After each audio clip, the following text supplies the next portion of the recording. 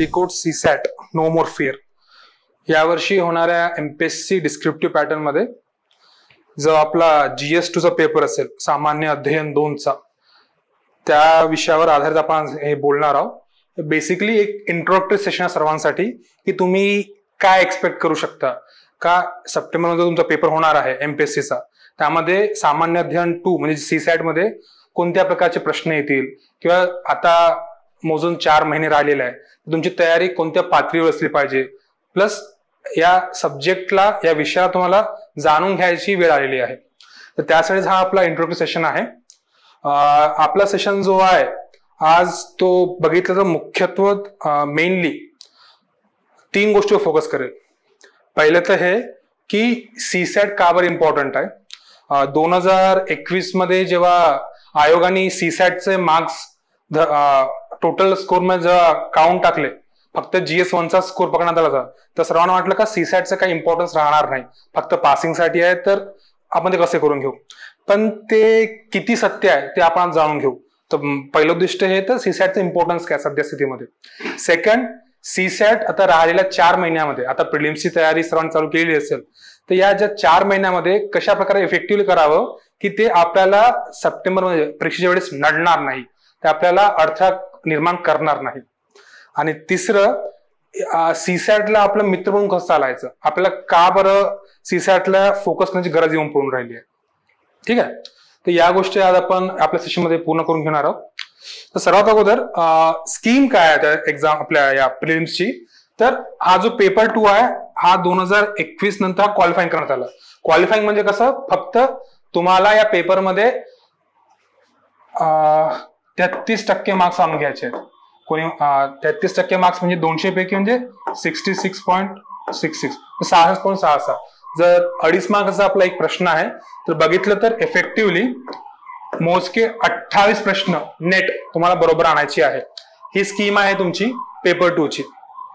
2 तासाचा पेपर आहे, 80 प्रश्न आहेत, प्रत्येक प्रश्नाला 2.5 मार्क. ठीक आहे, इथे दिलं असं बघा, सामान्य अध्ययन पेपर सीसॅट हा अर्हतकारी म्हणजे क्वालिफाईंग असून त्याच्यामध्ये 33% गुण मिळवणे आवश्यक राहील. तर हे आपलं जे आहे ते स्कीम ऑफ एक्झामिनेशन आहे. सीसॅट मध्ये 33% मार्क्स आहे ना, तुम्हाला कोणत्याच प्रकारची चिंता राहणार नाही. पण कसं, खूपशे विद्यार्थी जे आहेत ते 70-75च्या रेंजमध्ये राहून राहिले, आणि तो जो एक मेंटल टॉर्चर होतो पेपर झाल्यानंतर, का पेपर निघणार की नाही, पेपर कुठे चुकणार तर नाही, काही मी OMR भरताना काही चुकी केली का, त्यामुळे मार्क्स कमी होतील का, अशा प्रकारचं जर कोणत्याही प्रकारचं तुम्हाला डोकादुखी आवश्यक नसेल, तर आपल्याला सीसॅटला सिरियसली घेणं गरजेचं आहे. ओके, नाव कमिंग बॅक. तर या पेपरमध्ये जर बघितलं तर आपल्याला माहितच आहे की निगेटिव्ह हा 25% म्हणजे 1/4 आहे. 2 मार्काचा एक प्रश्न आहे, आणि तुम्हाला चुकीच्या उत्तराला 0.5 म्हणजे 0.5% गुण हे वजा करण्यात येतील. त्यानंतर या गोष्टी जे आहे ते आयोगाच्या ब्रॉड गाईडलाईन्स आहे, का तुम्हाला एकापेक्षा उत्तरे करता येणार नाही. तर तुम्ही एखादा प्रश्न ब्लँक सोडला तर त्या तुम्हाला निगेटिव्ह मार्किंग होणार नाही. ठीक आहे, नाव आता मेन का सीसॅट मध्ये कंपोजिशन आहे का ऍक्च्युअल मध्ये. तर तुम्ही जर सीसॅट सिलेबस बघितलं अगोदर, तर सीसॅट सिलेबस पहिला पार्ट येतं कॉम्प्रेहेन्शन. कॉम्प्रेहेन्शन म्हणजे काय, तर उतारा. तुम्हाला उतारे देण्यात येतील, त्या उतारावर आधारित तुम्हाला प्रश्न विचारण्यात येईल. आता तुम्ही विचार कराल का सर, उतारा तर काही पण राहू शकतो, तो उतारा कशाचा राहणार, सायन्सचा राहणार की विज्ञानाचा राहणार की सामाजिक विषयाचा राहणार की दुसऱ्या कशाचा राहणार. तर उतारे हे एमपीएससी मागच्या 5-6 वर्षात जर आपण अनालिसिस केलं, आकलन केलं, तर आपल्याला कळते की एमपीएससी जी आहे ती प्रत्येक उतारा एखाद्या ब्रॉड विषयावर घेते. कधी ते सोशल म्हणजे सामाजिक असू शकतात, तर कधी पॉलिटिकल व्ह्यूज असू शकतात, तर कधी सायन्सवर आधारित, तर कधी एन्व्हायरमेंटवर, पर्यावरणावर, तर कधी हवामान बदलावर. अशा प्रकारचे ब्रॉड टॉपिक्स जे आहेत ते उतारामध्ये घेऊन राहिले एमपीएससी मागच्या 5-6 वर्षात. त्यासोबत interpersonal skills including communication skills, याच्यावर फारसे प्रश्न काही विचारले गेले नाही आहेत मागच्या काही वर्षात, तर याला आपण तेवढा इम्पॉर्टन्स देणार नाही. नंतर logical reasoning and analytical ability, बुद्धिमत्ता चाचणी थोडक्यात जर म्हटलं झालं तर हे बुद्धिमत्ताचं हे पोर्शन आहे. त्यामध्ये तुम्हाला मिरर इमेज, बाकी जे काही बुद्धिमत्तेचे पार्ट आहेत ते आपण डिटेलमध्ये डिस्कस करणार आहोत. त्यासोबत decision making and problem solving हा जो पोर्शन आहे, याला आपण सीसॅट मध्ये गोल्डन ऑपॉर्च्युनिटी म्हणतो, कारण की डिसिजन मेकिंग जे आहे ते बेसिकली अशा प्रकारचे प्रश्न आहेत जे तुम्हाला फक्त बेनिफिट्स देणार आहेत. कोणत्याही प्रकारचं तुम्हाला त्यामध्ये नुकसान होणार नाहीये, पण ते बेनिफिट्स कशा प्रकारे पूर्णपणे घ्यायचे आहेत ते आपण आज याच्यामध्ये डिस्कस करून घेऊया. Next is general mental ability. याच्यामध्ये बुद्धिमत्तेचा प्रकार आहे. जर तुम्ही एकदा सिलेबस बघितलं तर सिलेबसमध्ये तुम्हाला इथे मेन्शन केला बघा, टॉपिक नंबर 1 to 5 जे आता आपण डिस्कस केले, comprehension, decision making, analytical ability, याची जी पातळी आहे ती डिग्री लेवलची असेल, म्हणजे पदवीच्या लेवलची. एक नॉर्मल डिग्री स्टुडंटला ज्या प्रकारची टफनेस एक्सपेक्टेड आहे, ज्या प्रकारे ते कॉलेज लेवलला त्यांना ते सब्जेक्ट असतात, त्या लेवलचीच काठिण्य पातळी या टॉपिक मध्ये दिसणार आहे. म्हणजे उतार्यामध्ये, अनालिटिकल थिंकिंग मध्ये किंवा डिसिजन मेकिंग मध्ये त्या लेवलची काठिण्य पातळी आपल्याला सॉल्व्ह करावी लागणार आहे. Okay, next is basic numeracy. आता बेसिक न्यूमरसीचा अर्थ काय होतो का आपले बेसिक जे फंडामेंटल मूलभूत संख्या जो हा पार्ट आहे बेसिक न्यूमरसीचा, त्याच्यामधले जे प्रश्न आहेत ते आहेत बेसिक न्यूमरसीचे. बघता तर याच्यामध्ये काय काय येणार आपल्या याच्यामध्ये, तर नंबर्स अँड द रिलेशन्स, संख्या आणि त्यांच्यामधले रिलेशन्स. नेक्स्ट हे सर्व काही क्लास 10च्या लेवलचे असणार आहेत. त्यासोबतच डाटा अँड इंटरप्रिटेशन, त्याच्यामध्ये चार्ट्स, टेबल्स, हिस्टोग्राम्स, डाटा सेक्शनची या प्रकारचे प्रश्न विचारले जाणार. त्यासोबतच हे 10th लेवलचं तुम्हाला विचारलं जातील, म्हणजे 10वीच्या वरच्या लेवलचे विचारला जाणार नाही बेसिक न्यूमरसीमध्ये. आता ही 10वी लेवल कोणती, 10वी लेवल महाराष्ट्र स्टेट बोर्डचीच पकडून चला तुम्ही, एनसीआरटी पकडायची गरज नाही, स्टेट बोर्डच्या लेवलचे. नेक्स्ट मराठी आणि इंग्लिश लँग्वेज कॉम्प्रिहेन्शन, हे बेसिकली उताराचाच पार्ट आहे जो पुन्हा मेन्शन केला गेलेला आहे तुम्हाला. याच्यामध्ये फक्त यांनी म्हटलं की class 10th and 12th level. काही काही पॅसेज जे असतात तुमचे सायन्सचे जे असतात, एमपीएससी प्रत्येक वर्षी 2 पॅसेज आहेत सायन्स विचारले जाते, तर त्यासाठी हा स्पेसिफिकली वेगळा दिला आहे. ठीक आहे, तर हा आहे तुमचा सीसॅटचा सिलेबस बघितलं तर 7च पॉईंट आहेत, आणि आपल्याला वाटणं पण की एवढं काही सिलेबस आहे नाही, पण सिलेबस अशा प्रकारे दिलाय का तुम्हाला पूर्णपणे तयारी करता आली पाहिजे. आपण हा सिलेबस डिटेल मध्ये डिकोड करणार आहोत पुढे जाऊन. आता मेन म्हणजे पेपर हा महत्वाचा काउंट ठरतो सीसॅटचा. होत काय का मुलं 21 पर्यंत सीसॅटला खूप म्हणजे इम्पॉर्टन्स द्यायचे, कारण की त्यांना वाटायचं का सीसॅटचा पेपर चांगला गेला तर आपला सिलेक्शन होण्याचे चान्सेस वाढतात. पण 21 नंतर झालं काय की याला जेव्हा आपण क्वालिफाईंग एक्सरसाइज केला आहे तेव्हापासून वाटतं का हा ठीक आहे, सीसॅट मध्ये 50 प्रश्न तर आम्हाला पॅसेज तर येणार आहेत, पॅसेज आहे तो उत्तर बघून म्हणजे पॅसेज उतारा असं आम्हाला लिहिता येणार, उत्तर तुम्हाला दिलेलं असणार जे काही आहे ते. पण इथं आजकाल ऍस्पायरंट जे आपले हे विद्यार्थी आहेत तिथेच हे चूक करून राहिले. का बरं, कारण की इथे तुम्ही बघितले उतारा जो रिडिंग कॉम्प्रिहेन्शनचा पार्ट आहे, टोटल प्रश्न आहेत 50. ठीक आहे, आता म्हणतात का 50 प्रश्न जे आहेत ते डायरेक्ट आहेत, तुम्हाला उतारामध्ये पहिली लाईन दिली असेल त्याच्या आधारित प्रश्न असणार आहे. बरोबर आहे, पण सर्व प्रश्न डायरेक्ट नाही आहेत त्याच्यामध्ये. कसं तर एकतर 40 प्रश्न बायलिंग्युअल म्हणजे दोन्ही भाषेत दिलेला, मराठी आणि इंग्लिशमध्ये, पण 5 प्रश्न हे फक्त इंग्लिश भाषेत दिलेले असतात. आपले जे मराठी मीडियम मधून प्रिपेअर करणारे विद्यार्थी आहेत त्यांना हे 5 प्रश्न खूप कठीण जातात, कारण की याच्यामध्ये त्यांना मराठीमध्ये वाचण्यासाठी दुसरा उतारा नसतो, तर ट्रान्सलेशन अवेलेबल नसतो.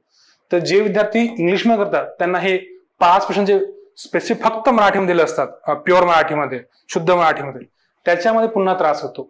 तर अशा प्रकारे जर बघितलं तर 40 प्रश्न जे आहेत ते आपल्या उतारावर बायलिंग्युअल असतात आणि आपण ते सॉल्व्ह करू शकतो. पण या 40 मध्ये पण तुम्हाला 10 प्रश्न म्हणजे 2 उतारे हे स्पेसिफिकली विशेष करून सायन्स विज्ञानाच्या सब्जेक्टवर असतात. त्याच्यामुळे तुम्हाला उतारामध्ये उत्तरं दिलेली नसतात, तुम्हाला तुमचं स्वतःचं नॉलेज जे आहे GS1चं नॉलेज ते अप्लाय करून तुम्हाला हे 10 प्रश्न सॉल्व्ह करावे लागतात. आपण बघणार आहे की सायन्सचे कोणते क्वेश्चन्स आहे किंवा उतारे जे विचारले गेले ज्यांचं उत्तर त्या पॅसेजमध्ये नव्हतं पण आपल्याला ते उत्तर काढावं लागले होतं, तर ते कसं काढायचं या सर्व गोष्टी आपण बघणार आहोत याच्यामध्ये. त्यासोबतच याच्यामध्ये एक पॅराग्राफ म्हणजे 5 प्रश्न हे फिलॉसॉफिकल असतात, म्हणजे तत्वज्ञान एका प्रकारचं तुम्हाला थॉट दिलं असतं त्याच्यावर हे चालते फिलॉसॉफिकल. तुझं बघितलं तर 2 उतारे हे सायन्सवर आहे, एक फिलॉसॉफिकल आहे, आणि हे 2 उतार एक इंग्लिश प्युअर मराठीवरच आहे. तर असं नेट जर बघितलं तर तुम्हाला 25 प्रश्नच उत्तरामध्ये दिसून राहिले की जे तुम्हाला डायरेक्ट येतात. पण त्या 25 प्रश्नामध्ये पण काही प्रश्न मध्ये कीवर्ड्स विचारलेले असतात की इन्फरन्स काय, सेंट्रल थीम काय, लेखाला सांगायचं काय, उद्दिष्ट काय. अशा प्रकारचे जेव्हा प्रश्न विचारतात तेव्हा विद्यार्थी गडबडून जातात. त्यांना असं वाटतं की हे तर कधी केलंच नाही आम्ही, हे वेगळं काय आलं अचानक याच्यामध्ये. उत्तरामध्ये त्यांनी दिलेलं तर नाही आहे, पण त्या जे म्हणतात ना रिडिंग बिटवीन द लाईन्स, उत्तरा म्हणजे त्या 2 लाईन मधलं जे काय त्यांनी भाव व्यक्त केलाय ते आपल्याला सांगावं लागतं त्या प्रश्नामध्ये. असे काही प्रश्न असतात जे विद्यार्थ्यांना कठीण जातात. तर त्या सर्व गोष्टी आपण याच्यामध्ये बघणार आहोत. नेक्स्ट कॉन्ट अँड रिझनिंग म्हणजे बुद्धिमत्ता आणि गणिताचा पाठ. याच्यामध्ये प्रत्येक गोष्टी 25 प्रश्न येत असतात. जर बघितलं याच्या कंपोजिशन तर बुद्धिमत्तेचे जवळपास 17 प्रश्न येतात, तर फक्त गणितावर आधारित 8 प्रश्न येत असतात. हा आकडा कमी जास्त होत असतो. कधी 15 कधी 15-10 होतो, कधी 17-8 होतो. तर हा आकडा नेहमी कमी जास्त असतो. पण 25 प्रश्न हे बुद्धिमत्ता आणि गणितावर आधारित आहेत. हे प्रत्येक वर्षी कॉन्स्टंटच आहे. आता सर्वात मेन आणि सर्वात म्हणतो ना तुम्हाला गोल्डन जे आहे, गोल्डन ऑपॉर्च्युनिटी या पेपर मध्ये, ती म्हणजे डिसिजन मेकिंग. आता कसं डिसिजन मेकिंग जे प्रश्न आहेत ना, प्रत्येक पेपरमध्ये 5 आहे तुम्हाला आहे, ठीक आहे. तर हे क्वेश्चन जे आहेत त्याच्यामध्ये तुम्हाला निगेटिव्ह मार्किंग नाही. म्हणजे या प्रश्नामध्ये तुम्ही काही चुकवू शकत नाही. तुम्ही जे काही सॉल्व्ह कराल, फॉर सपोज ओके, हा तुम्हाला एका प्रश्नाला 2.5 मार्क आहे, ठीक आहे. जर तुम्ही याला बरोबर केले तर तुम्हाला 2.5 मार्क भेटणार. जर तुमचा चुकला तर तुमचा याच्यामध्ये 1/4 म्हणजे जवळपास 0.625 हे मायनस होणार, ठीक आहे. हे 75 प्रश्नावर लागू आहे. पण जे डिसिजन मेकिंगचे 5 प्रश्न आहेत, या 5 प्रश्नाला हा जो नकारात्मक रूल आहे निगेटिव्ह मार्किंगचा, हा लागू होत नाही. रिझन बिंग, या प्रश्नामध्ये तुम्हाला दिलेल्या सिच्युएशनला तुम्ही कशा प्रकारे डील कराल, तुमची बेसिकली एक ऍनालिटिकल ॲबिलिटी, थिंकिंग जज करायला हे प्रश्न टाकले आहेत. त्यामुळे कोणत्याही प्रकारचं निगेटिव्ह मार्किंग दिलेलं नाही. तर निगेटिव्ह मार्किंग नाही दिल्यावर हे आहे का तुम्हाला पूर्ण मार्क्स भेटणार नाही. याच्यामध्ये तुम्हाला 4 मार्किंग सिस्टम दिलाय. जर तुम्ही मोस्ट अप्रोप्रिएट म्हणजे एकदम योग्य उत्तर सुचवलं तुम्हाला 2.5 मार्क भेटणार. जर तुमचं उत्तर पूर्णपणे योग्य नाही पण चुकीचं पण नाही तर तुम्हाला मिळणार 1.5 मार्क्स. त्यानंतर जो थर्ड बेस्ट ऑप्शन राहील, तिसरा पर्याय, त्याला तुम्हाला देण्यात येईल 1 मार्क. आणि जो तुमचा लास्ट ऑप्शन लिस्ट एक्सपेक्टेड, की ही गोष्ट तुम्हाला करायला नव्हती पाहिजे त्या संदर्भामध्ये, जर तुम्ही ते चूज केलं तर तुम्हाला मिळणार 0. तुम्ही काही पण चूज करा, तुम्हाला निगेटिव्ह नाही भेटणार याच्यामध्ये. तुम्ही विचार कराल जर मी हे 0चं ऑप्शन चूज केलं तर मला निगेटिव्ह होणार का स्कोर 0.625, तर नाही होणार. तुम्ही त्याच्यामध्ये जर तुम्ही सिलेक्ट केलेला ऑप्शन 0 मार्क्स जरी असतील तुम्हाला निगेटिव्ह मार्क्स येणार नाही. त्यामुळेच डिसिजन मेकिंगला मी सीसॅटचा गोल्डन ऑपॉर्च्युनिटी म्हणतो. याच्यामध्ये तुम्हाला मार्क्स स्कोर करण्याची खूप जास्त संधी मिळते. ओके, तर हे लक्षात असू द्या की डिसिजन मेकिंग जो आहे तुमच्या पेपरमध्ये कधी सुटला नाही पाहिजे. आपल्या सेशनमध्ये आपण हे पण बघून घेऊ की आपण मॅक्सिमाइज कसं करता येईल या डिसिजन मेकिंग, म्हणजे जास्तीत जास्त गुण 12.5 पैकी 12.5 गुण आपण कसे आणू शकतो या डिसिजन मेकिंग मध्ये, आपण त्याबद्दल डिस्कस करणार आहोत. तर हा आहे डिसिजन मेकिंगचा पोर्शन तुमचा, ठीक आहे. जर बघितलं तर हा आपला पूर्ण सीसॅट पेपरचा जो आहे हा आराखडा आहे की एवढे प्रश्न तुम्हाला येतात प्रत्येक पेपरामध्ये. त्यामध्ये या टाईपचे प्रश्न आहेत. 50 प्रश्न हे रिडिंग कॉम्पिटिशन उतारावर आधारित असतील, 25 प्रश्न हे गणित आणि बुद्धिमत्तेवर असतील आणि 5 प्रश्न हे डिसिजन मेकिंगचे असणार आहे, ठीक आहे. याच्यामध्ये आतापर्यंत काही कोणाला डाऊट की नाही सर आम्हाला एक्झॅक्टली कळलं नाही मार्किंग स्कीम काय आहे, किंवा निगेटिव्ह कसं कॅल्क्युलेट करणार, किंवा किती मार्क्स पाहिजे नाही, याच्यामध्ये कोणाला काही डाऊट आहे का आतापर्यंत? त्यांना वाटलं का सर याच्यामध्ये थोडा आम्हाला एक्सप्लेनेशन पाहिजे आहे, याला अजून पुन्हा एकदा रिपीट करून सांगा, असं काही असेल तर कमेंट करा. तर हे होतं आपलं पेपराचं स्ट्रक्चर की पेपरमध्ये कोणकोणत्या प्रकारचे प्रश्न येतात. तर आपण जर नेक्स्ट बघितलं, हा आपला सिलेबस आपण ऑलरेडी डिस्कस केलेला आहे. 7 पॉईंटचा सिलेबस आहे. 10वी-12वी लेवलचं गणित राहणार आहे, 11वी-12वी लेवलचे काही उतार आहे, आणि डिग्री लेवलचं काय ॲनालिटिकल ॲबिलिटी म्हणजे पदवीच्या लेवलची ॲनालिटिकल ॲबिलिटी. हा मेन आता सीसॅटचे सामान्य गैरसमज आणि अडथळे. तर तुम्हाला म्हटलं होतं मी का सीसॅट आपल्याला का बरं करायचा आहे, तर सीसॅट असा पेपर आहे जो पेपर काढल्याशिवाय तुमचा GS1 तपासला जात नाही. जेव्हापर्यंत तुम्ही GS2 म्हणजे सामान्य अध्ययन 2 मध्ये 33% मार्क्स आणत नाही, 33% मार्क्स म्हणजे आपण आणत नाही ना, तेव्हापर्यंत तुमचा हा GS1 चा जो पेपर आहे तो खोलल्या पण जात नाही, बघितल्या पण जात नाही. तुम्ही या GS1 भले 200 पैकी 200 आणून घ्या, पण जर तुम्ही या पेपरामध्ये 33% गुण नाही आणले तर तुम्हाला या GS1 ला 200 मार्क्स आणून काहीही अर्थ नाही. ठीक आहे, त्यामुळे सीसॅट महत्वाचा आहे. आपण वर्षभर मेहनत करतो आणि ते मेहनत वाया कशामुळे जाते का आपण या पेपराकडे लक्ष न दिल्यामुळे आपण त्या ग्रँटेड घेऊन चालतो. आपण जर मागच्या 2 वर्षात पेपर बघितलं असेल सीसॅटचं, तर त्यांनी गणित आणि रिझनिंगचं जो आहे लेवल वाढवत गेलाय.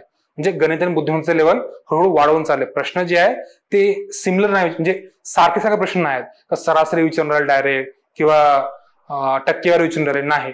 ते प्रश्न गुंतवून विचारून राहिले आहेत. तर नवीन नवीन प्रश्न पण त्यांनी इंट्रोड्यूस केले, कीवर्ड्सचे, inference, central theme of passage. त्यासोबत सायन्सचे पॅसेजमध्ये त्यांनी लेवल वर केले, म्हणजे काठिण्य पातळी उंचावली त्याच्यामध्ये. तर MPSC मागच्या 2 वर्षांमध्ये सीसॅट मध्ये बदल घडवून आणत आहे. ग्रॅज्युअल आहे, हळूहळू आणत आहे, त्यामुळे आपल्याला तेवढं निदर्शनात येऊन नाही राहिलं, पण तुमचं अनालिसिस केलं त्याचं तर तुम्हाला ते कळणार. 23-24 पेपर मोस्टली ना. तर मेन सीसॅटचे सामान्य गैरसमज आणि अडथळे काय असतात. सर्वात पहिला तर आर्ट्स वर्सेस सायन्स बॅकग्राऊंड. लोकांना असं वाटतं का सायन्स बॅकग्राऊंड असेल तर सीसॅट चांगलं राहणार असं.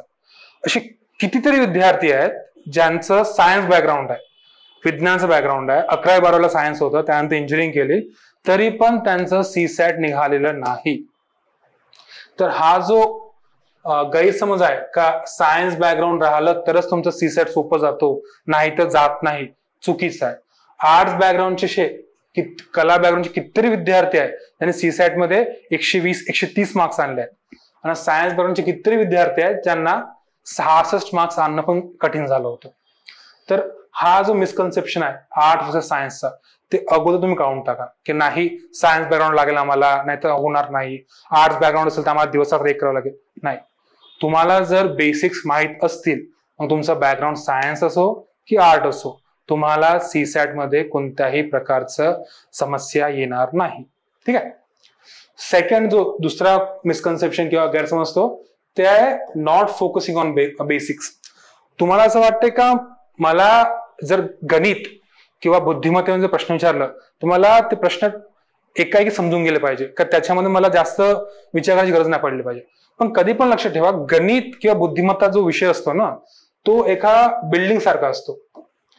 तुम्हाला ते जे विचारताय ते टॉप मध्ये काय त्याच्याबद्दल विचारताय. हे टॉपचा जो माला आहे ना, यामध्ये काय सांगण्यासाठी तुमचा हा फाउंडेशन जो आहे ना तो बळकट पाहिजे. तुमची जे हे फाउंडेशनची जी लेअर आहे त्याच्याने तुमची बळकट पाहिजे. म्हणजे काय, तुमचे जे बेसिक्स आहेत, मूलभूत कन्सेप्ट जे आहेत एकदम की या गोष्टी तुम्हाला करून जायच्या आहेत, ते जर तुमचे स्ट्रॉंग नसतील तर तुम्हाला तो उत्तर कधीच कळणार नाही की काय विचारलं काय नाही. आता बेसिक्स म्हणजे काय, बेसिक्स म्हणजे नंबर्स, संख्या, विषम संख्या काय असतात, समसंख्या काय असतात, या गोष्टी. त्यानंतर फ्रॅक्शन्स, त्यासोबतच पर्सेंटेज, एलसीएम म्हणजे लसावी मसावी. हे जे आहे हे बेसिक्स आहेत. हे काही मूलभूत गोष्टी आहे गणितामधल्या की ज्याच्यावरून तुम्हाला प्रश्न सोडवण्यास सोपी जाते, मदत मिळते. तर तुम्हाला या गोष्टीच माहित नाही तर तुम्हाला गणितामध्ये खूप कठीण जाणार, गणित सोबत बुद्धिमत्ता पण. तर नॉट फोकसिंग ऑन बेसिक्स. असं वाटतं का मला फॉर्म्युलाज देतील, मी ते फॉर्म्युलाज पूर्णपणे आठवण करून घेणार आणि ते सोडवणार, तसं जमणार नाही, तसं जमत पण नाही. तुम्ही फॉर्म्युलाज किती पण फॉर्म्युला लक्षात ठेवून घ्या, पण तुम्हाला जर हेच माहित नाही तर तो फॉर्म्युला अप्लाय कसा करायचा आहे, तो प्रश्नाला लावायचा कसा आहे, तो प्रश्नामध्ये आपल्याला इन्कॉर्पोरेट कसं करायचं आहे, तुम्हाला ते प्रॉब्लेम सुटणार नाही, तो प्रश्न तुम्हाला सोडवता येणार नाही. ठीक आहे. तर बेसिक्सवर आपलं लक्ष असलं पाहिजे. जे मूलभूत गोष्टी आहेत, ज्या आपला की फंडामेंटल, या गोष्टी माहितच पाहिजे. तुम्हाला जर टक्केवारी विचारली आणि तुम्हाला जर गुणाकारच येत नसेल तर टक्के तुम्हाला नाहीच कळणार आहे. तुम्हाला जर म्हटलं का मला नफा तोटा सांगा आणि तुम्हाला भागाकार नाही येत आहे, तर तुम्हाला ते नफा तोटा निघणारच पण नाहीये. त्याच प्रकारे या ज्या गोष्टी आहेत त्या खूप फंडामेंटल असतात तुमच्या या प्रिपरेशनसाठी. तिसरं, CSAT preparation doesn't take time. आता हा गैरसमज कोणाचा असतो, जे काही सायन्स बॅकग्राऊंडचे असतात की ज्यांना वाटते का नाही माझं गणित खूप चांगलं आहे, माझं बुद्धिमत्ता चाचणी खूप चांगली आहे, मला काही वेळ लागणार नाही. हा त्या लोकांसाठी आहे. त्यांना वाटतं का सीसॅटला कोणताही टाइम लागत नाही, एक्झामच्या 2 दिवसा अगोदर, पेपरात 2 दिवसा अगोदर मी ते चालू करून टाकणार आणि पूर्ण करून घेणार. तो तिथंच विद्यार्थी सर्वात मोठी चूक करतात. का बरं? सीसॅट जे आहे ना, जे म्हणतो आपण, हा स्किल आहे. स्किल म्हणजे काय? कौशल्य एक टाईपचं. आणि स्किल जो आहे, कौशल्य जो आहे, तुम्ही जेवढं प्रॅक्टिस कराल ते तेवढं शार्प होत जाते. तुम्हाला स्किल आहे म्हणून तुम्ही बसून राहिले तर स्किलला समजा गंज लागते, रस्ट लागते, त्या प्रकार होतो. जेव्हा पण तुम्ही त्याचा प्रॅक्टिस करत नाही दैनंदिन, तेव्हा पण ते स्किल जे आहे शार्प राहत नाही. तर सीसॅट पण जो आहे ना, तो याच प्रकारचा एक स्किल आहे. जेव्हा तुम्ही जेवढी प्रॅक्टिस कराल तो स्किल जो आहे तो तेवढा शार्प होणार तुमचं. तर हा पण एक खूप मोठा मिसकन्सेप्शन आहे. लोकांना वाटतं का नाही मी एक्झामच्या 2 दिवसा पहिले करून घेणार, पेपरच्या 2 दिवसा पहिले मी 2 पेपर सॉल्व्ह करून मला होऊन जाणार. नाही, तुम्हाला त्याची दैनंदिन प्रॅक्टिसची गरज आहे. दैनंदिन तुम्हाला ऍटलिस्ट अर्धा तास किंवा 1 तास तरी सीसॅटचा सॉल्व्ह करायला द्यावा लागेलच. तेव्हाच तुमचं जो फॉर्म्युलाज आहे किंवा कीवर्ड्स आहे किंवा बुद्धिमत्ता चाचणीचे जे कन्सेप्ट आहे ते सुरळीत चालू असते, ते तुम्हाला पूर्णपणे एक्झाम मध्ये इम्प्लिमेंट करता येणार. ओके, तर हे होते तुमचे मिसकन्सेप्शन्स. नाव सीसॅटचा जो सिलेबस आहे तो बघून घेऊया एकदा. पण आपण जे 7 पॉइंट वाचले ते सिंपल पॉइंट्स का हे तुम्हाला विचारणार, पण त्या पॉइंट्स मध्ये जे गोष्टी त्यांनी मेन्शन नाही केले किंवा ज्या गोष्टी विचारतात त्या पॉइंट्स आधारित, हा तो सिलेबस आहे. जसं की मूलभूत संख्या. मूलभूत संख्या म्हणजे काय? Basic numeracy. हा जो पार्ट 1 मेन्शन केला होता, पॉइंट नंबर 6 जो होता, हा तुमचा बेसिक न्यूमरसीचा पॉइंट होता. त्याच्यामुळे काय काय येते तर संख्या मालिका म्हणजे काय? Number system. नंबर सिस्टम मध्ये rational number, irrational numbers, even numbers, odd numbers, prime numbers, composite numbers, या प्रकारच्या संख्या ज्या आहेत ते विचारल्या जातात. त्यानंतर ते संख्या प्रणाली. तुम्हाला एखादी सिरीज दिली असेल की 2, 3, त्यानंतर 5, 7 आणि पुढचं संख्या विचारली असेल तर या प्रकारची संख्या संख्या प्रणाली. तुम्हाला पुढची संख्या किंवा मागची संख्या किंवा एखादी संख्या याच्यामध्ये वगळून हे विचारलं जाते की या जागी कोणती संख्या येणार म्हणून, ही असते संख्या प्रणाली. या प्रकारचे प्रश्न.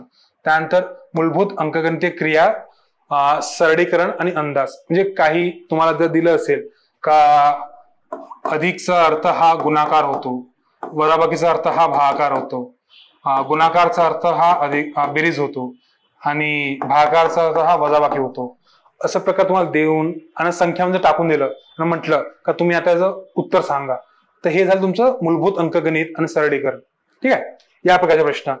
टक्केवारीचे प्रश्न, त्यासोबतच दशांश, अपूर्णांक म्हणजे फ्रॅक्शन्स, त्यानंतर गुणोत्तर आणि प्रमाण मीन्स रेशिओ आणि प्रोपोर्शनचा पोर्शन झाला. लसावी आणि मसावी. लसावी आणि मसावीचे प्रश्न हे डायरेक्ट नसतात कधी पण. लसावी आणि मसावीचे प्रश्न जे इनडायरेक्ट असतात. म्हणजे होतो काय, तुम्हाला प्रश्न विचारला जाईल की दोन विद्यार्थी जर एका 3 तारखेला एक येतो आणि 6 तारखेला दुसरा येतो, तर हे दोघं तिसऱ्यांदा कधी भेटतील, म्हणजे पहिल्यांदा नाही, दुसऱ्यांदा नाही, तर तिसऱ्यांदा कधी भेटतील, अशा प्रश्नांचा लसावी मसावीचा वापर करावा लागतो. किंवा तुम्हाला नाण्यांचा प्रश्न असतो, 50 पैशांची एवढी नाणी, 100 पैशांची एवढी नाणी, पूर्ण नाणी एवढ्या आहेत, तर प्रत्येक नाणे किती असणार, अशा प्रश्नामध्ये तुम्हाला लसावी मसावीचा हा वापर करावा लागतो. ठीक आहे. त्यानंतर चौरस, घन आणि मुळे, स्क्वेअर, क्यूब, स्क्वेअर रूट आणि क्यूब रूट या ज्या गोष्टी आहेत त्याबद्दल. त्यानंतर सरासरी म्हणजे ऍव्हरेज. 10 मुलांचं वजन हा 500 किलो होता, त्यानंतर 11 मुलं आला आणि त्यांचं सरासरी वजन हा 510 झालं, तर 11 मुलांचं वजन किती, या प्रकारचे प्रश्न. पॉसिबल नाही 500 किलो असं पण सांगून राहिलो, प्रश्न जर असेल तर ते असतात सरासरी. निर्देशांक, त्यानंतर विभाज्यता नियम. तुम्हाला कधी कधी काय असतं की एक मोठी संख्या दिलेली असते, विचारलं गेले असते की वरील संख्येला कोणत्या संख्येने भाग जातो पूर्णपणे, त्यासाठी आपल्याला या विभाज्यता नियम माहित पाहिजे. विभाज्यता नियम खूप आहे, 2चा आहे, 3चा आहे, 5, 7, 11 हे सर्व विभाज्यता नियम आपण क्लासमध्ये करून घेणार आहोत, तर त्यामुळे तुम्हाला जे असे प्रश्न सॉल्व्ह करताना सोपं जाईल. त्यानंतर उर्वरित प्रमेय. उर्वरित प्रमेय म्हणजे काय असतंय, जर तुम्हाला एखाद्या संख्या विचारली गेली असेल, म्हटलं असेल की तुम्हाला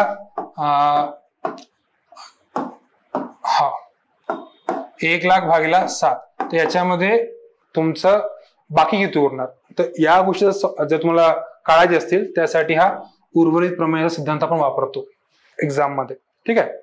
त्यानंतर टक्केवारीचे गुणोत्तर. या गोष्टी तुमच्या या मूलभूत संख्या पोर्शन मध्ये येतात का, हे पूर्ण टॉपिक जे आहेत, हे विषय जे आहेत ते आपल्याला याच्यामध्ये कव्हर करून घ्यायचे आहेत. ठीक आहे. Next, general mental ability. General mental ability म्हणजे तुमचं सामान्य मानसिक क्षमता. सिंपल प्रश्न असतात, सोपे प्रश्न असतात, जास्त त्याच्यामध्ये काही किचकट नसते. जसं की साधे व्याज, सिंपल इंटरेस्ट, चक्रवाढ व्याज म्हणजे कंपाऊंड इंटरेस्ट, सरळ फॉर्म्युला तुमचा, तुम्हाला फॉर्म्युला लावून करता येतो. नफा तोटा, त्यानंतर वेळ आणि अंतर, वेळ आणि काम, काम आणि मजुरी, त्यानंतर पार्टनरशिप म्हणजे भागीदारी, या सर्व गोष्टी ज्या आहेत त्या सामान्य मानसिक क्षमतेच्या पोर्शनमध्ये येतात. त्यासोबतच मिश्रण आणि संयोग, गणना, संभाव्यता म्हणजे प्रोबॅबिलिटी, त्यासोबतच क्रमपरिवर्तन आणि संयोजन, या गोष्टी ज्या आहेत तुमच्या सामान्य मानसिक क्षमतेमध्ये येतात. आता राहिला पोर्शन, हा झाला तुमचा बेसिक न्यूमरिक्सचा म्हणजे गणिता पोर्शन. यानंतर आपण रिझनिंगचं पण पोर्शन बघणार आहोत. पण रिझनिंगचं पोर्शन बघण्याच्या अगोदर आपण जर पेपरामध्ये अजून काय इम्पॉर्टंट आहे याचा जर विचार केला तर असं होतो का पेपर सॉल्व्ह करताना या गोष्टी आपल्याला काही मुलांना फॉर्म्युला लक्षात येत नाही का, या प्रश्नाला सॉल्व्ह कसं करायचं, या प्रश्नाचं उत्तर कसं काढायचं, या गोष्टी कधी कधी आपल्याला कसं स्टक होऊन जातात. पूर्णपणे आपल्याला त्याचं उत्तर काय येणार किंवा कोणत्या पद्धतीने आपण सॉल्व्ह करू शकतो त्या काही समजत नाही. पण त्या गोष्टी पण आपण क्लासमध्ये करून घेणार आहोत. ओके ना, हे झालं तुमचं आता रिझनिंगचं सिलेबस. रिझनिंग सिलेबस म्हणजे कसं, तार्किक तर्क आणि विश्लेषणात्मक क्षमता. याच्यामध्ये तुम्हाला कोणकोणत्या प्रकारचे प्रश्न विचारले जातात, तर अगोदर म्हणजे लॉजिकल रिझनिंगचे प्रश्न जे असतात तुमचे, कोणती आकृती दिली असेल की या 4 आकृत्यांत 5वी आकृती काय येणार, त्या प्रकारचे प्रश्न. विश्लेषणात्मक तर्क, त्यासोबतच सामग्री वर्गीकरण, मिश्र मालिका, जे तुम्हाला सांगितलं होतं मी नंबर सिरीज, त्या टाईपचा प्रश्न असतात त्याच्यामध्ये. आफ्टर दॅट संख्या मालिका म्हणजे नंबर दिलेले असतात आणि त्यामुळे तुम्हाला संबंध ओळखावा लागतो त्याच्यामध्ये. कोडिंग डिकोडिंगचे प्रश्न जे असतात ते लँग्वेजचे प्रश्न असतात. तुम्हाला सांगितलं असते का तू आज आला, याला एका सांकेतिक भाषेमध्ये टू CU असं लिहितात. तर अशा प्रकारे तुम्हाला 3-4 वाक्य दिले असतात आणि अशा पद्धतीने कोडिंग केलं असते आणि तुम्हाला विचारलं असते जर आपल्याला एक आखरी स्टेटमेंट आहे त्याला कसं लिहिणार, त्या तुमचा कोडिंग डिकोडिंगचा पोर्शन असतो. ठीक आहे. त्यानंतर कोडित असमानता, रक्तसंबंध तुम्ही खूप जणी सॉल्व्ह केले असेल का, ए ला दाखवून बी ने म्हटलं होतं की हा माझा भावाचा मुलगा आहे, तर बी ने ए मध्ये संबंध काय असणार, या प्रकारचे प्रश्न. वेन आकृत्या, कोडे म्हणजे पझल्स की एच्या बाजूला बी बसून आहे, बीच्या डाव्या बाजूला सी बसून आहे, सीच्या समोर ई बसून आहे, तर या प्रकारचे प्रश्न त्याला पझल्स म्हणतात. त्यासोबत आसन व्यवस्था म्हणजे सिटिंग अरेंजमेंट आणि अंतराने दिशानिर्देश. तर हे सर्व जे पोर्शन आहे ते तुमचं रिझनिंगचा पोर्शन जो आहे तो याच्यावर आधारित आहे. ठीक आहे. आता हे सर्व काय झालं तुमचे पोर्शन अँड सिलेबसचा पार्ट. तर हे आपण तर करून घेणारच आहोत. तुम्हाला हे सर्व सांगण्याचं रिझन हे का तुम्हाला ते जे 7 लाईन दिसतात का 7 लाईन मध्ये सिलेबस संपलं, ते 7 लाईन नसून त्याच्यामध्ये एवढा सिलेबस जो तो गुंतवून आहे हे सांगण्याचं हे माझं तात्पर्य होतं. का तुम्हाला माहित करायला पाहिजे का त्या 7 लाईन मध्ये जवळपास 34-35 टॉपिक आहेत जे आपल्याला कव्हर करायचे आहेत. जे 34-35 टॉपिक कव्हर केल्यावर आपल्याला ते 25 प्रश्न जे आहेत ते सॉल्व्ह करता येतात, रिझनिंग आणि मॅथ्सचे, बुद्धिमत्ता आणि गणिताचे. आणि त्यासोबतच जे आपलं उतारावरचे जे प्रश्न असतात ते सॉल्व्ह करण्यासाठी पण आपल्याला आता कीवर्ड्स म्हणजे काही inference, central theme of passage अशा प्रकारचे कीवर्ड जे आहे ते जाणून घेणं आवश्यक झालं आहे. म्हणजे मागच्या 2-3 वर्षापासून MPSC त्या कीवर्ड्सवर सुद्धा प्रश्न विचारत आहे रिझनिंग आणि मॅथ्सच्या पोर्शनमध्ये म्हणजे बुद्धिमत्ता पोर्शनमध्ये याच्या प्रश्न आलेले आहेत ऑलरेडी, तर ते आपल्याला बघायचं आहे. ठीक आहे. तर सर्वांचा एकच प्रश्न असतो, सर हे सर्व काही ठीक आहे पण आम्ही सीसॅट प्रिपेअर करायचं कुठून, म्हणजे असं काही बुक सांगा आम्हाला का त्याच्यातून आम्ही सुरुवात करू शकतो, किंवा असं काही आम्हाला सोर्स द्या की ज्याच्यावर आम्ही रोज प्रॅक्टिस करू शकतो. तर सोर्स सिंपल आहे, जास्त काय तुम्हाला डोकं लावायची गरज नाही. बेसिक सोर्स आहे. पहिला सोर्स आहे तुमचा 6वी, 7वी, 8वी, 9वी आणि 10वी स्टेट बोर्डची गणिताची पुस्तकं. वाटत असेल तुम्हाला का हे काय बोलून राहिले, हे याच्यामध्ये सीसॅट कसा होणार, तुम्हाला विश्वास बसत नसेल तर बघून घ्या. Angles, integers, operations on fractions, decimal fractions, symmetry, divisibility, त्यासोबतच equation, ratio proportion, percentage, profit loss, simple interest, या सर्व गोष्टी आपण ऑलरेडी टॉपिक मध्ये वाचल्या. जे डिकोडेड सिलेबस बघितलं आपण गणिताचं, त्या सर्वांमध्ये आपण या गोष्टी ऑलरेडी वाचलेल्या आहेत. आणि हे कोणतं पुस्तक आहे, तुमचं 6वीचं स्टेट बोर्डच्या पुस्तकाचं इंडेक्स आहे. 7वीचं बघा, तुम्हाला 7वीमध्ये पण सेम दिसणार. सर्कल, पेरिमीटर, पायथागोरस, त्यानंतर simple interest, direct proportion, division of integers, लसा, HCM आणि LCM, तुम्हाला तेच प्रश्न इथे दिसणार. तर जर तुम्ही डिकोडेड सिलेबस बघाल आणि 6वी, 7वी, 8वी, 9वी, 10वी याचे महाराष्ट्र स्टेट बोर्डचे गणिताचे पुस्तक बघाल, तुम्हाला डिकोडेड सिलेबसचा प्रत्येक पोर्शन या पुस्तकात भेटून जाईल. तुम्हाला दुसरं कोणतंही पुस्तक बघायची गरज नाही. तुम्हाला प्रॅक्टिससाठी आम्ही दुसरी पुस्तकाचे नाव सांगू आणि क्लास नोट्स पण देऊ, पण मेजर तुम्हाला जर सुरुवात करायची असेल का गणितामध्ये, तुम्हाला एका प्रकारचं जर मास्टरगिरी किंवा तुमचा हात बसवायचा असेल, तर तुम्हाला सर्वात जास्त महत्वाची जर असतील तर ही जी 5 पुस्तकं आहे, 6वी, 7वी, 8वी, 9वी आणि 10वी याची स्टेट बोर्डची गणिताची पुस्तक आहे. हे पुस्तक घ्या. 100 पेजचे पुस्तक आहे, जास्त मोठी पण नाही, जास्त लहान पण नाही. 100 पेजचे पुस्तक आहे. तुम्ही जर रोज अर्धा एक तास जर त्याला केले सॉल्व्ह, त्यामध्ये काय प्रश्न दिलाय, त्यामध्ये काय सिद्धांत दिलाय, ते तुम्ही रोज जरी केले, तुम्हाला एका आठवड्यात एक पुस्तक पूर्ण होऊन जाईल. त्याच्यावर तुम्हाला त्यामध्ये टाइम लागणार नाही, वेळ लागणार नाही. एका आठवड्यात जर तुम्ही एक पुस्तक कंप्लीट केली तर तुमचं 5 आठवड्यामध्ये 5ही पुस्तकं कंप्लीट होऊन जाणार. आणि हे काय करणार, तुमचा जो म्हटला ना तुम्हाला मी बेस, जो फाउंडेशन म्हणतो आपण, का कोणत्या प्रकारचे प्रश्न सोडवण्यासाठी तुम्हाला एक फाउंडेशन पाहिजे, बेसिक गोष्टीचं नॉलेज पाहिजे, त्या बेसिक गोष्टीचं नॉलेज तुम्हाला हे पुस्तकं जे आहेत ते आणून देतील. राईट. क्लास नोट्स जे आहेत ते क्लासमध्ये प्रोव्हाइड केली जाईल तुम्हाला. का लेक्चर झाल्यानंतर जर तुमचा आज सिलॉजिनचं लेक्चर झालं, जसं की शब्दरचना, तर लेक्चर झाला असेल तर त्याचे नोट्स तुम्हाला क्लासमध्ये प्रोव्हाइड करून देण्यात येतील. किंवा पझलचा झाला म्हणजे कोड किंवा आपलं टक्केवारीचं लेक्चर झाला तर त्याचे जे नोट्स आहेत ते तुम्हाला क्लासमध्ये प्रोव्हाइड करतील. आणि सर्वात इम्पॉर्टंट मोस्ट मागील वर्षाच्या प्रश्नांचा समूह म्हणजे PYQs, प्रिव्हियस इयर क्वेश्चन्स. MPSCने याच्या अगोदर कशा प्रकारे प्रश्न विचारले गेले होते, तर जो बंच राहील तो तुमचा राहणार बायबल किंवा कुराण किंवा भगवद्गीता म्हणा, काही म्हणा, पण ते तुमचं ते राहणार आहे. कारण या PYQ वरूनच तुम्हाला समजेल का MPSC प्रश्न विचारत कशा प्रकारे आहे, कोणत्या प्रकारचे प्रश्न ते विचारून राहिले, कोणत्या भाषेचा वापर करत आहे, ते तुम्हाला या PYQ वरूनच समजणार आहे. त्याचं बघितलं तुमचं संदर्भ साहित्य 3च आहेत. एक तर तुमचे हे गणिताचे पुस्तक आहे, जे तुम्ही बालभारतीच्या वेबसाईटवरून डाउनलोड करू शकता, फ्रीली अवेलेबल आहे, मराठी आणि इंग्रजीमध्ये पण. जो तुम्हाला मीडियम ठीक वाटतो ते करू शकता त्याच्यामध्ये तुम्ही. त्यानंतर क्लास नोट्स जे आपण येणाऱ्या लेक्चर तुम्हाला प्रोव्हाइड करणारच आहोत प्रत्येक टॉपिक नुसार. आणि त्या आहे PYQs, जे प्रिव्हियस इयर पेपर्स आहे त्यानंतर तुम्हाला हे भेटून जातील. तर हा आहे तुमचा संदर्भ साहित्य सीसॅट बद्दल. ठीक आहे. हे तुमचं त्याचं पुस्तकांचे हे इंडेक्स आहे तुम्हाला दाखवण्यासाठी का ते सिलेबस किती मीटरचा जोडत आहे हे सांगण्यासाठी. ठीक आहे. हे 10वीच्या पुस्तकाचं आहे नाव. काही काही याच्यामध्ये हे असतात फ्रिक्वेंटली आस्क्ड क्वेश्चन. खूप लोकांचे डाऊट असतात का सर 80 प्रश्न आहे तर सॉल्व्ह किती केले पाहिजे आम्ही. आता सॉल्व्ह किती केले पाहिजे तुम्हाला माहित आहे का, तुम्हाला 33% गुण आणणं अनिवार्य आहे. तर 33% गुण आणण्यासाठी जर तुम्ही बघितलं तर 28 प्रश्न जे आहेत ना तुमचे बरोबर यायला पाहिजे. 80 पैकी 28 प्रश्न बरोबर यायला पाहिजे नेट इफेक्टिव्ह. त्याच्यामध्ये काही चुकायला नको तुम्हाला. तुम्ही 28 प्रश्न बरोबर आणत असाल, एकही नाही चुकवता, तुमचा पेपर हा निघून जाणार. पण असं काही होत नाही नॉर्मली जर बघितलं आपण तर आपलं काही ना काही चुकणारच आहे. त्यानुसार जर बघितलं तर किती अटेम्प्ट करायला पाहिजे हा जो प्रश्न आहे तो प्रत्येकाचा अटेम्प्ट हा वेगवेगळा असतो.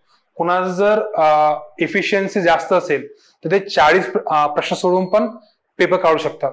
कोणाची इफिशियन्सी कमी असली ते 50 प्रश्न सोडवून पण पेपर काढू शकत नाही. समजा की तुम्ही 40 प्रश्न सोडवून त्यापैकी तुम्ही त्याच्यामध्ये 35 बरोबर आणले, तुमचा पेपर निघाला ना त्याच्यामध्ये, त्यामुळे काही होणार नाही, तुमचा निघून जाणार आरामात. पण तुम्ही 50 प्रश्न सोडवून त्याच्यामध्ये जर तुम्ही 30 बरोबर आणले तर हा तुमचा पेपर अटकणार. का बरं? कारण की 20 प्रश्न चुकले म्हणजे तुमचे 5 प्रश्न कटले, म्हणजे फक्त 25 प्रश्न बरोबर आले तुमचे. तर किती अटेम्प्ट करायचा हा जो प्रश्न आहे ना तो तुमच्या अॅक्युरेसीवर डिपेंड करतो. आता मी तुम्हाला हे नाही म्हणणार की तुम्ही 40 सोडा म्हणून, कारण की 40 सोडा म्हणजे त्याचं काम आहे ज्याला खूपच जास्त स्वतःवर विश्वास आहे का माझं काही चुकणारच नाहीये, मी जे केलंय ते बरोबर केलं आहे. तर मी तुम्हाला हे नाही म्हणणार का 40 सॉल्व्ह करा, पण अटेम्प्ट जो असा असला पाहिजे का तुमची इफिशियन्सी त्यासोबतच तुमची स्पीड हे दोन्हीला ते जस्टिफाय केलं पाहिजे. ओके, तर किती सोडवायचं आहे तर नेट इफेक्टिव्ह 28 आणायचं आहे. तर त्याच्यामध्ये एक्झॅक्टली किती सॉल्व्ह करायचे ते आपण सिलेबस वाईज जे आपण हे करू डिस्कस त्या माहित करून घेऊ. तर तुम्हाला एक्झॅक्टली किती प्रश्न उत्तरामध्ये सॉल्व्ह करायचे आहे, रिडिंग आपलं गणित आणि बुद्धिमत्ता किती प्रश्न सॉल्व्ह करायचे आहे, त्यासोबतच डिसिजन मेकिंगचे प्रश्न काही झाले ते सुटले नाही पाहिजे या गोष्टी. Okay, solving all versus selecting few. जेव्हा मुलांचा प्रश्न येतो का आम्हाला सोडवायला खूप वेळ लागत आहे, म्हणजे आम्ही पेपर पूर्ण सोडवायचा प्रयत्न केला पण आमचे फक्त 40 प्रश्न सॉल्व्ह झाले किंवा आमचे 45 प्रश्न झाले, तर असं का होते तर तुम्ही प्रश्न कोणते निवडायचे त्याच्यावर चुकी करून राहिले. जर तुम्ही बघितले प्रत्येक पेपरामध्ये 10 ते 15 प्रश्न असे असतात जे खूप जास्त सोपे असतात, ज्याच्यामध्ये तुम्हाला 1 मिनिट पण लागत नाही वेळ. असे प्रश्न निवडण्याची जी कला आहे ते आपल्याला अवगत करावी लागेल.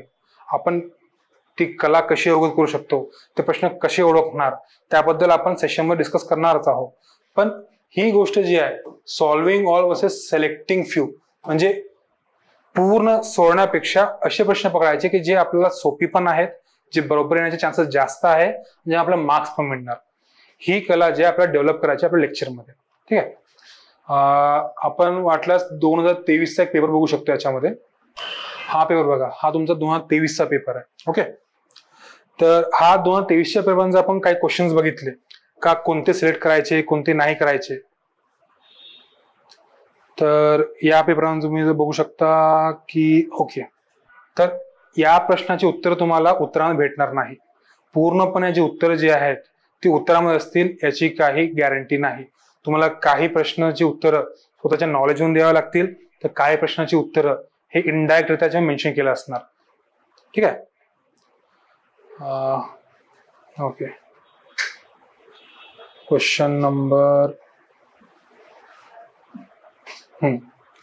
जसं की हे प्रश्न झालं, याच्यानंतर त्यांनी विचारलं सरळ सरळ का एक कुटुंब आहे त्याच्यामध्ये 2 मुले आहेत, त्यांचा वय त्यांनी दिला ऑलरेडी 7 आणि 13 वर्ष. त्याच्यामध्ये सोबत बायकोची साडीतील आई या सर्वांनी कार्यक्रमाला हे दिलाय, कार्यक्रमात ते जाणार आहेत. पालक मोठ्या मुलासहित 2 दिवस उपस्थित राहणार, परंतु दासबाईंची आई आणि धाकटे मूल 1 दिवस नातेवाईकांसोबत घालवणार आहे.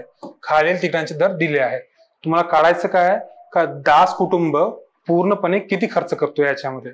आता हा प्रश्न तुम्हाला वाचायला कठीण वाटणार, बघायला वाटणार का काय दिलं काय नाही, पण जेव्हा पण तुम्ही तो प्रश्न पूर्ण बघणार नाही आणि त्याच्यामध्ये दिलेलं एक्झॅक्ट विचारलं काय कुटुंबाने खर्च केलेली रक्कम निवडा.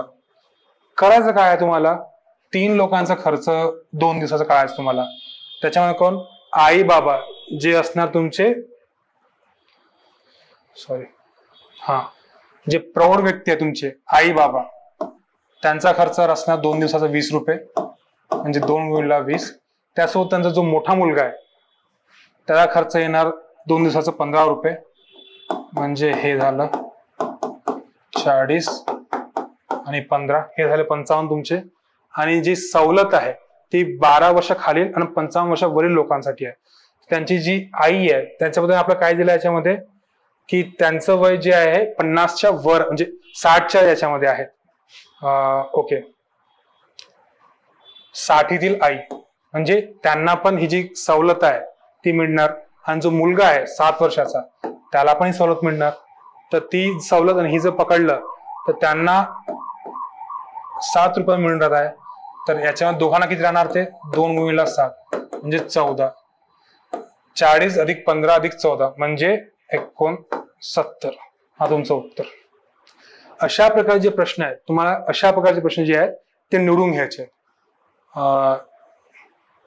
हे प्रश्न जेव्हा तुम्ही निवडाल तेव्हा तुमचं जे म्हणतो ना आपण इफिशियन्सी जी आहे ती वाढणार.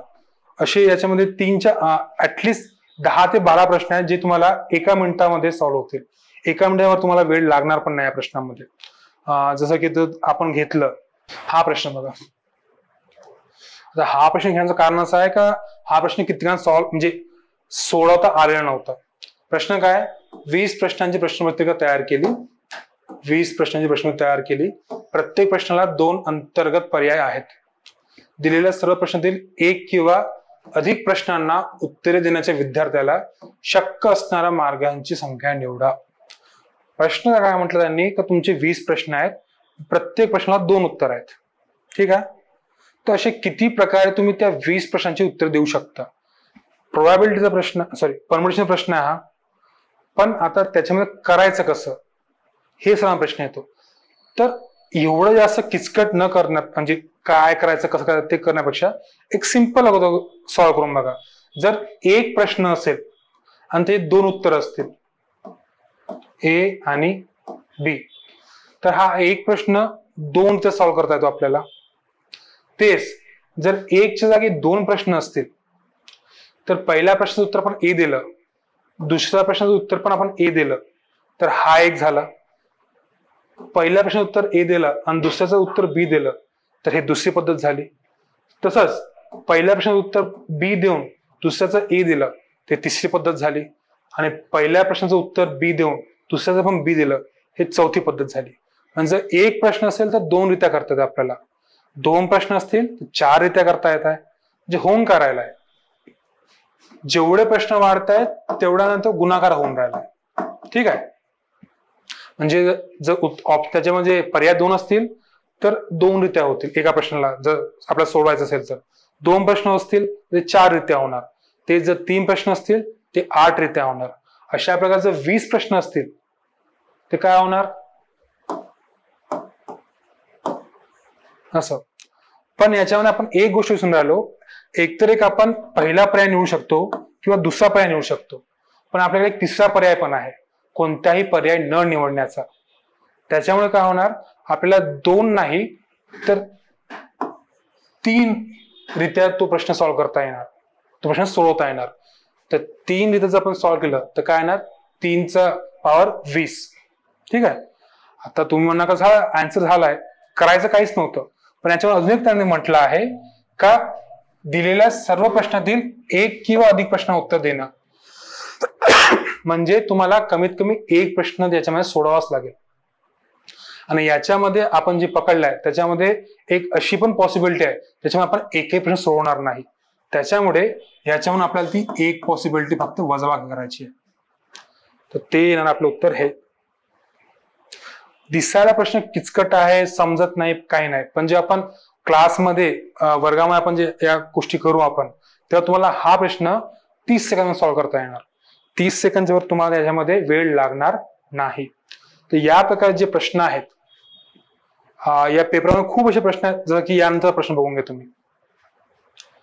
काय म्हटलंय, कामाला जाण्यासाठी 8 वाजून 27 मिनिटे वेळ दाखवत होती. त्यावेळेस जेव्हा ते निघाले, घरी परतले तेव्हा तास मिनिट काढायची आपापल्या स्थानात नेमकी अदलाबदल केली.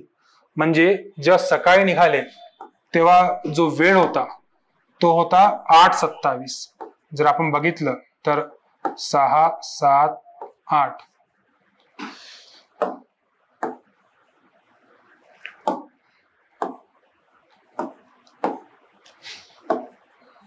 8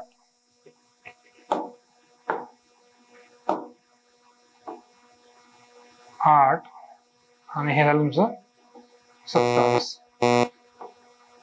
जेव्हा घरून निघाले तेव्हा वेळ हा झाला होता, आणि जेव्हा परतले तेव्हा तास आणि मिनिट काढांची जी हे होतं त्याला काय म्हणतो पोझिशन, जागा जी होती ती बदलली होती. तर काय होणार ते मग? 8:27 जर एखादा व्यक्ती निघाला असेल आणि जर त्यांची जागा बदलल्यानंतर तो परत आला असेल तर काय होणार? आहे तेच राहणार, फक्त छोटा कडा तुमचा खाली येणार आणि मोठा कडा इकडं वर जाणार. बघितलं टाइम, त्याच्यामध्ये वेळ काय होऊन राहिलाय? 6 वाजायला अजून बाकी आहे वेळ. 6 वाजायला किती मिनिट बाकी आहे? जवळपास 20 मिनिटाच्या आसपास, त्याला 20 मिनिटाच्या वरच बाकी आहे. म्हणजे इथं जर असतं तर 15 मिनिट बाकी असते, आणि जर इथं असतं मोठा कडा तर 20 मिनिट बाकी असते. पण 15 आणि 20च्या मधात आहे, म्हणजे 6 ला 17.5 मिनिटं कमी. प्रश्न आहे सरळ, काढायचं काय नाही, आकृती काढायची तुम्हाला. अशा प्रकारचे जे लो हँगिंग फ्रूट आहे, सरळ सरळ जे प्रश्न आहे, त्या प्रश्नाला आपण सोडलं नाही पाहिजे, जेणेकरून आपला स्कोर हा जो 66चा मार्क आहे त्याला पार करू शकलो पाहिजे. त्यासाठी आपल्याला CSAT लक्ष द्यावं लागेल. तर येणाऱ्या क्लासेसमध्ये जे आपले होतील त्याच्यानं आपण या सर्व गोष्टी ज्या आहेत ते आपण करून घेऊ, की कोणत्या प्रकारे आपल्याला या गोष्टी सोडवता आले पाहिजे, की आपला वेळ वाचेल, त्यासोबतच आपलं इफिशियन्सी वाढणार. या सर्व गोष्टी ज्या आपण क्लासमध्ये करून घेणार आहोत. तर सेशन्समध्ये आपण उतारा, डिसिजन मेकिंग, त्यासोबतच गणित आणि बुद्धिमत्ता या सर्वांचे वेगवेगळे नोट्स प्रोव्हाइड करणार आहोत, आणि त्या क्लासनुसार तुमचे रोज प्रश्न तुम्हाला देण्यात येतील, की तुम्हाला क्लासमध्ये झालेल्या संकल्पनांची त्याच्यामध्ये अप्लिकेशन करता यायला पाहिजे. म्हणून तुम्हाला जर दाखवायचं असेल तर याच्यामध्ये काही प्रश्न हे डिसिजन मेकिंगचे पण आहेत. जर तुम्ही सॉल्व्ह करतो म्हणत असाल तर हे प्रश्न जे आहेत हे सिम्पल लँग्वेज मध्ये दिलेले आहेत. जसं की म्हटलंय, you are working as a head in the department that allots government quotas to the employees. As per the norms set by the authorities, a group of persons approaches to your reporting senior with the request that a particular person should not be allotted quarter in their building because the concerned person is from reserved category. Your senior suggests indirectly to accept their request, but at the same time also wants that you will solely be responsible for the consequences. म्हणजे तुम्हाला म्हटलं की एखाद्या व्यक्तीला आमच्या क्वार्टरमध्ये तुम्ही राहू नको द्या, कारण की तो एका पर्टिक्युलर कम्युनिटीचा असा आहे. तुमचं सिनियर काय म्हणून राहिलं तुम्हाला, का तुम्हाला त्याने जर अशा प्रकारे रिक्वेस्ट केली आहे ते तुम्ही फॉलो करून घ्या, पण जर त्या व्यक्तीने कंप्लेंट केली तर तुमच्यावरच येणार. अशा वेळेस तुम्ही काय करणार? हे प्रश्न जे आहेत ते डिसिजन मेकिंगचे असतात नेहमी. तर तुम्हाला नेहमीच लक्ष ठेवायचं असतं की तुम्हाला सिच्युएशन कोणतीही असेल, तुम्हाला तेच करायचं आहे जे तुम्हाला कायद्याने सांगितलंय. का तुम्हाला म्हटलंय का या परिस्थितीत असं वागायचं आहे, तुम्हाला तेच वागायचं आहे. ते म्हणजे कसं प्रामाणिकपणे आणि दिलेल्या कायद्यानुसार. याच्यामध्ये ऑप्शन काय दिलाय, since your promotion is due in next few months, तुमचं प्रमोशन होणार आहे पुढील 6 महिन्यात. You are left with no other choice but to accept suggestion. तुमचं प्रमोशन असल्यामुळे तुम्ही काय करणार नाही, तुम्ही त्याला सहज सोडून देणार त्या मुद्द्याला. म्हणजे तुम्ही तुमचं काम करणार नाही असं त्यांनी इनडायरेक्टली म्हटलंय. तर काम नाही करणं हे कधी पण चुकीचं हे असतं ऑप्शन, डिसिजन. का मी मला काम करणार नाही, मी कामचोरी करणार, ते कधी पण बरोबर नाही. दुसरं काय, allot the quarter to the concern employee as per the rules and alert the person about the situation in which you have taken the decision about the allotment. ज्या व्यक्तीला ते अलॉट होणं त्याला अलॉट करून द्यायचं आणि त्यांना पुन्हा समजून सांगायचं की काय झालं आहे या अलॉटमेंट बद्दल. हे अप्रोप्रिएट ऍक्शन आहे. तिसरं ऑप्शन बघूया, narrate the situation to concern employee and request her to wait till you get promotion. म्हणजे दुसऱ्यावर ढकलून द्या हे जी काही जबाबदारी तुमची, हे पण काही प्रॉपर डिसिजन नाही. चौथा काय, not to take any action, कोणत्या प्रकारचं ऍक्शन घेऊ नका, ते काम तसंच पडून राहू द्या. तर तुम्ही बघितलं तर 3 ऍक्शन जे आहेत ते कोणत्याही प्रकारे त्या सरकारी कामाला किंवा तुमच्या कामाला मत करणार नाही. जो एकमेव ऍक्शन तो तुम्हाला सपोर्ट करताय तो काय, सेकंड. तर तुम्ही हा सिलेक्ट करा तर तुम्हाला मिळणार 2.5 मार्क. या प्रकारचे प्रश्न असतात डिसिजन मेकिंग मध्ये. काही काही विद्यार्थी असे असतात जे हा पूर्ण उतारा न वाचता डायरेक्ट हे फक्त 4 ऑप्शन त्यातून आन्सर काढतात. का बरं? कारण की या ऑप्शन मधून सर्वात जास्त जे लिगल आणि सोशली ऍक्सेप्टेबल आन्सर आहे तिथे मार्क करून घेतात.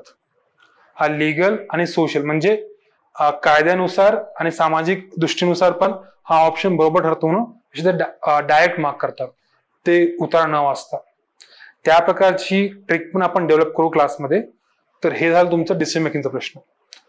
तर आजच्या सेशनमध्ये आपण काय काय बघितलं, तर तुमचा सीसॅटचा पेपर जो आहे त्याच्यामध्ये येणारे प्रश्न कोणकोणत्या टॉपिकवर असणार आहेत, तुमच्या टॉपिक्सचे नाव काय आहेत, या टॉपिक्ससाठी तुम्ही कोणत्या बुक्स पण प्रिपेअर करणार, आणि यासोबतच तुम्हाला काय काय गोष्टी येणाऱ्या टाइममध्ये करायचं आहे. जसं की रोज अर्धा एक तास सीसॅटला देणं येणाऱ्या 4 महिन्यासाठी, 5वी 6वी 7वी 8वी 9वी 10वीचे पुस्तकं वाचणं, त्यासोबतच PYQ जर रिवाइज करणं, ते वाचून काढणं, या गोष्टी ज्या आहेत तुम्हाला येणाऱ्या 4 महिन्यामध्ये फोकस ठेवायचा आहे. आपण या गोष्टी सर्व काही क्लासमध्ये आपण बघणारच आहोत आणि करून पण घेणारच आहोत. तर आजचा सेशन जो होता तो फक्त तुम्हाला एक ओव्हरव्ह्यू यासाठी होता की काय केलं पाहिजे आणि काय नाही केलं पाहिजे. तर या गोष्टी आपण पूर्णपणे येणाऱ्या काही काळामध्ये नोट्स थ्रू, त्यासोबतच टेस्ट सिरीज थ्रू पण आपण करून घेऊया. तर आजचं सेशन आपण जे आहे इथेच थांबू घेऊ. आय होप की तुम्हाला सीसॅट मध्ये काही डाऊट नसेल, आणि जे येणारे सेशन असतील ते पूर्णच्या पूर्ण हे लेक्चर्स जे आहेत ते तुमचे टॉपिक क्लिअर करून देतील, बुद्धिमत्तेचे, गणिताचे आणि उत्तराचे पण. तर आपण भेटूया पुढील लेक्चरमध्ये, ज्यामध्ये आपण या सर्व गोष्टी डिस्कस करून घेऊ. जर काही तुम्हाला डाऊट असतील तर ते तुम्ही विचारू शकता. कोणत्याही प्रकार काही डाऊट असेल का, सीसॅट मध्ये आम्हाला काय करायला पाहिजे, का आम्ही सुरुवात कशा प्रकारे करू शकतो, किंवा प्रश्न आम्हाला जर सोडवायचे असेल तर किती वेळ लागला पाहिजे, कोणत्याही प्रकार डाऊट असेल तुम्ही विचारू शकता. डिसिजन मेकिंग बद्दल काय प्रश्न असतील तुम्हाला, का याच्यामध्ये काही नेगेटिव्ह मार्किंगचा काही फरक पडतो का, किंवा डिसिजन मेकिंग मध्ये आम्हाला जास्त मार्क कशा आणता येतील, कोणत्याही प्रकारचा प्रश्न असेल तुम्ही विचारू शकता. आपण त्या गोष्टी आपण क्लिअर करू शकतो. आता आपण क्लिअर करू शकतो. काही असेल तर शंका ठेवू नका, कारण की हा पेपर तुमचा अत्यंत महत्वाचा आहे. तुम्हाला कळून नाही राहिला सध्या फक्त, कारण की याला आपण मेरिटमध्ये पकडून आलेलं अर्थ हे नाही का पेपर पूर्णपणे काढून टाकण्यात आलाय. पेपर आत्ता पण आहे. तुम्हाला GS2 पास केल्याशिवाय तुम्हाला GS1 चे गुण ग्राह्य धरला जाणार नाही, लक्षात असू द्या. तर या विषयाला मागे पडू देऊ नका. येणाऱ्या 4 महिन्यात तुम्ही GS1चा जेवढा अभ्यास करणार त्यासोबतच GS2चा पण अभ्यास करा. ते आपण करून तर घेणारच आहोत, पण याला तेवढी इम्पॉर्टन्स द्या. तर ठीक आहे, आपला आजचं सेशन आपण थांबवून घेऊ. काही अजून तुम्हाला असतील डाऊट तर तुम्ही टेलिग्रामवर रीच करू शकता, किंवा मेसेज पण टाकू शकता तुम्ही की आम्हाला या गोष्टीचं क्लॅरिफिकेशन पाहिजे म्हणून. ठीक आहे, चला, thank you for your patience. The officer, your personal mentor चॅनलच्या नवनवीन अपडेटसाठी चॅनलला लाईक, सबस्क्राईब आणि शेअर करा. थँक्यू.